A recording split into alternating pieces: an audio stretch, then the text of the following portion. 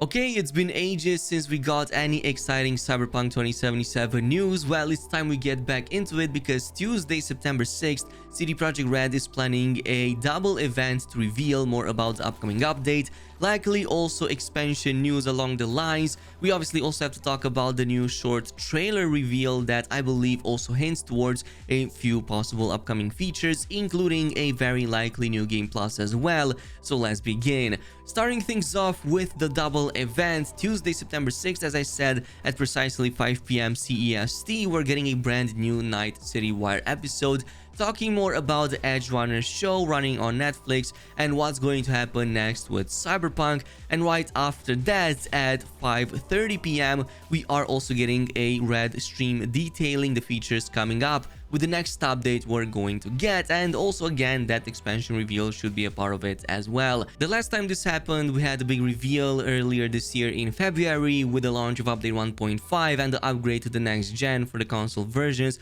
so I still can't believe it's been over 6 months at this point without a single major update, yet here we are today. It does seem it's going to be worth the wait because whatever this update is, it is big enough to warrant months and months of testing, but more on that in just a little bit. In the meantime, we do have to talk about the brand new trailer that we should check out. Obviously, this is a cross promotion with the Cyberpunk Edgerunner launching on Netflix in a couple of weeks. We do have a few gameplay hints here towards possible new features. One of the biggest being, of course, likely a new game plus one, because at the 9-second mark, we can see V actually having a pair of gorilla arms installed in the V and Jackie 6 months montage at the start of the game.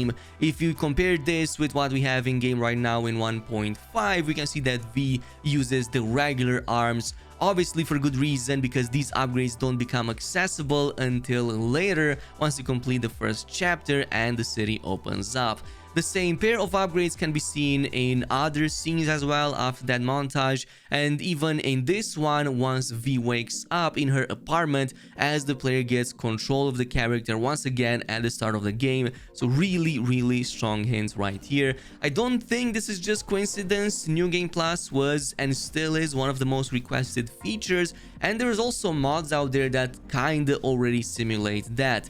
How this will function we don't fully know yet, but it does seem upgrades and possibly other changes to your character will carry over, but maybe not all of them. I'm saying that because in these shots, at least some of them, V still uses the same default clothes from the start of the game, so either clothes do not transfer, which would really not make sense, or the game just forced auto-equip to the default ones at the start of it, so maybe you can later switch to the ones you bought previously that might carry over in your inventory. In all cases, this would be awesome for people maybe who want to try out the different story endings and not want to restart a different character again. Now, speaking of other characters, we are also getting at least a new Edgerunners inspired item. Of course, CD Projekt Red considers free DLCs pretty much any in-game items, so let's hope there's more to it than that. But around the middle of the trailer, we can see a third-person cinematic of V, this time around appearing to wear a new jacket. Of course, if you paid attention to the Edgerunners trailer, you will know that this is the same one that David, the main protagonist of the show, also wears throughout most of the time. We can see the same yellow theme going on over here with the high collar and the long sleeves and the silver white accents around the middle section. And also I believe this in the back is a stylized Edgerunner sign on V's back with the same game version, so kinda looks really awesome. Still keeping hopes high that this isn't the only thing that we're getting in terms of items, and I'm kind of hoping maybe some other customization options, maybe a side mission too in there. It would make sense to reference maybe Edgerunners.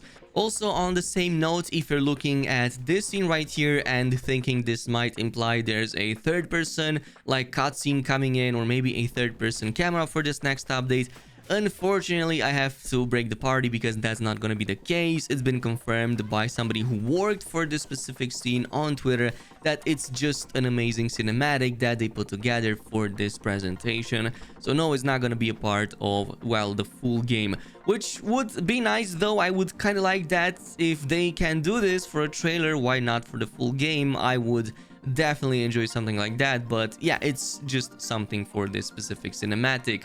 Again, as I've said, I'm hoping that this isn't the only item that we're getting, and the reason I'm saying that is because CD Projekt Red have been internally testing this next update for over 3 months at this point, making it their longest internal QA yet, even bigger than 1.5, which was already substantial and arguably the best update Cyberpunk got to its date. And it's been constantly updated too. I kinda kept tabs on it almost every week, and according to Steam database, it seems that it's getting updated at least once a week, sometimes even more often than that, for like pretty much all of the past few months, with the most recent being as early as 19 hours ago.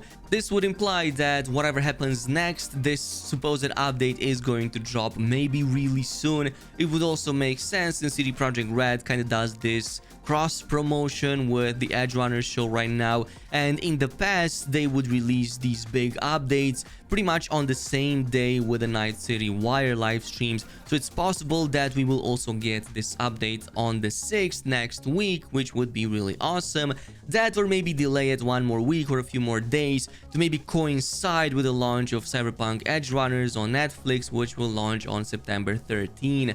So yeah, this pretty much means the update is inevitable. The only thing remaining is obviously the expansion. Getting really excited for it because we're getting closer to 2023. 2023 is stacked. The start of the year is packed with some of the biggest releases announced in the past few years.